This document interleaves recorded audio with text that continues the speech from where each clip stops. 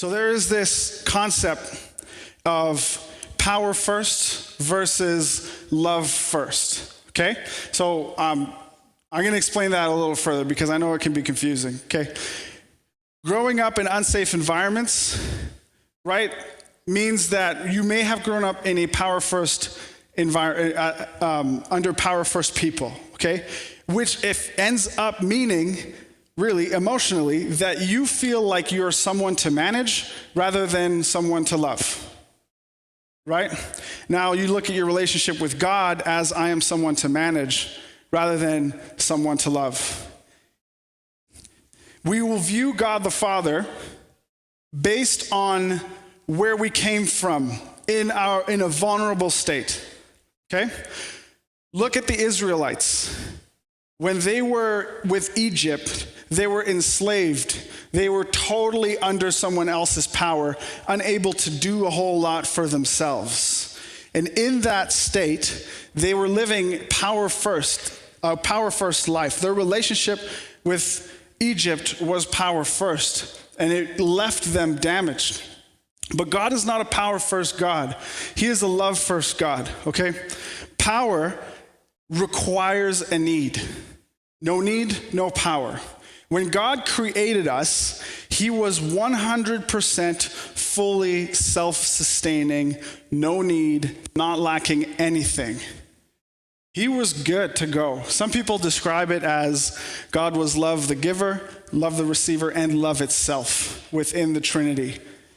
So when he created us, he did not create us out of any sort of need. Had he done that, our purpose would be to fill that need, which means our relationship with God, positionally, as humanity, he would be a power first God to us. That means that his first thing that he did in creating us was based out of a need. But because he was fully self-sustained, that means he's love first God. If you don't need something and you choose to have it, or you choose to make it, that means you want it. If you don't need it and you choose to make it, that means you want it. God wanted humanity. God wanted you. He created first out of a position of love. And we need to remind ourselves all the time that God is love first. When we say that, but oftentimes we feel that he is power first when we look at our relationship to him. Especially if you came from an unsafe environment such as the Israelites did when they were leaving Egypt.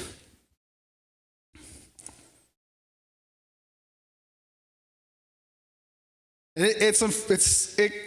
live in a fallen world, and we need to have forgiveness.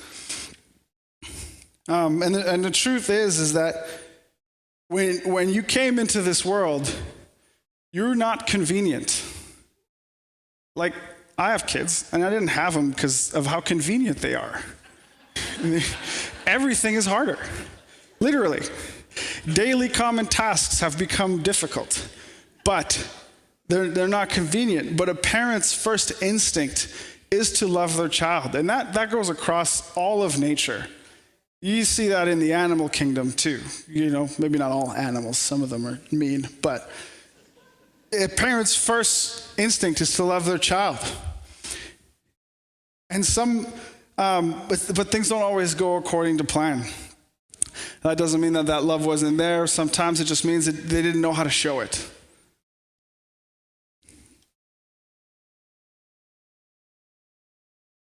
But though you were born inconvenient, you were loved. And a good father is okay with being inconvenienced. God is okay with dragging you along on the things that he has and he wants to do, right? Like the other day, Kristen's car, the blinker was going out. It wasn't going out, it was out. And so I took Caden and I made him do all the work. But I told him what to do. It took a long time, right? And but at the end, he was he was just proud of himself that he changed a light in mom's car. And he's like, anytime one of these lights go out, mom, he goes inside. He's like, you let me know because I'll change it, which is great because now I don't have to do it. But it was bonding for us. In these moments of inconvenience, he gets to know me and I get to know him. And we get to progress in our relationship.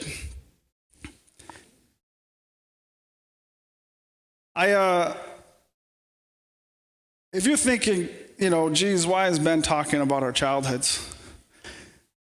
We all need to realize, no matter how buried we try to make them, that there's a good chance you're affected by it.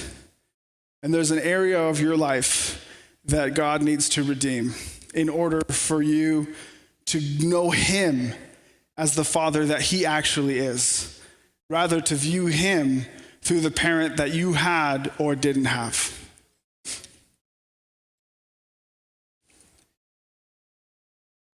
God is not absent. God is not legalistic. He's not punishing or one who wants to just shame. He's not inconvenienced by you, though you are an inconvenience. God could do things a lot faster if we weren't there. Israelites viewed God through a lens of Egypt. What is your Egypt? We all have one. When they made the golden calf, right? When they made the golden calf in the desert, it magically popped out of the fire, and then Aaron said, he looks at it and said, this is your God that brought you out of Egypt.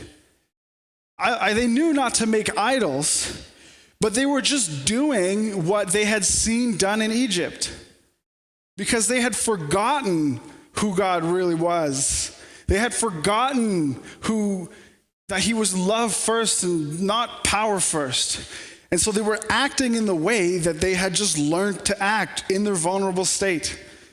And they put God in this box of a calf, in the image. And I think part of the reason God says, don't make any idols of me, is don't put me in a box. Don't contextualize your version of who I am. And that's what the Israelites did. They said, God, the one that brought us out of Egypt, he's a cow. And this cow brought us out of Egypt, and they put God in a box of the things that they learned. We do the exact same things. We do it for longer than we think that we do it. We are constantly in a state of God undoing this and undoing this and undoing this. And that's because he's love first. He will pursue you again and again and again, again and again and again, until the day that you die.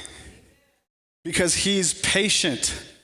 He is not inconvenienced by you, but he's a good father that wants to take you along and do the work with you so that you can bond with him and get to know him, and he can get to know you, and you have this partnership. And it happens every time that he wants to take us somewhere new. You are not someone to be managed, but rather you are someone to be loved. God is first going for your heart, and then after goes for the action. The thing that happens when you've been given this power first lens. You guys got the whole power first, love first thing? I explained it. Good, yeah. Okay. So you got this power first lens, and you're pursuing a relationship with God, you will constantly be asking, what do I do? What do I do? What do I do? How do I please you? What do I need to do to make you happy, Lord? What is my action? What do I need? How do I perform in order to make you love me more? That comes from a power first lens, right? Where God is not immediately seeking for your action. Yes, you need to clean some stuff up in your life, but he's after your heart first. Okay, so I saw this from somebody else, but there's a guy who came up to a pastor, And he asked him, hey, God, do I need to stop smoking weed in order to become a Christian? And the pastor said, no. And maybe some of you listening, whoa, right? And the pastor said, no, you don't. And then in this meeting, the guy's like, I don't think you understand. Like, pulls out some marijuana. He says, do I need to stop this in order to become a Christian? And the pastor says, you don't, which was confusing. He says, let me put it to you this way. When you go to take a shower, do you clean yourself first? Or is that why you're going to take a shower? Obviously, right? So obviously, you're going to take a shower to clean. When you come to Jesus, you don't have to put these acts on. You don't have to perform. You don't have to do things to clean yourself up before you get there. That's where you're going. And once you meet him and you get to know his heart and you build that intimacy and trust with your God, if there's anything in your life that needs to be cleaned out, you and him can work that out. God is working on your lens first. He wants your heart first. And then actions come after that. Actions are not the most important, but our lens inverses those sometimes. If I perform, if I do this, if I act this way, God, then you will love me. And what that does, if you hold that lens throughout your walk with God, is you'll feel shame all the time. Every time you do something wrong, every time you slip up, you're going to say, well, I screwed it up, Lord. I'm dirty again. Now you don't love me. And you have this power first lens, and it can be debilitating.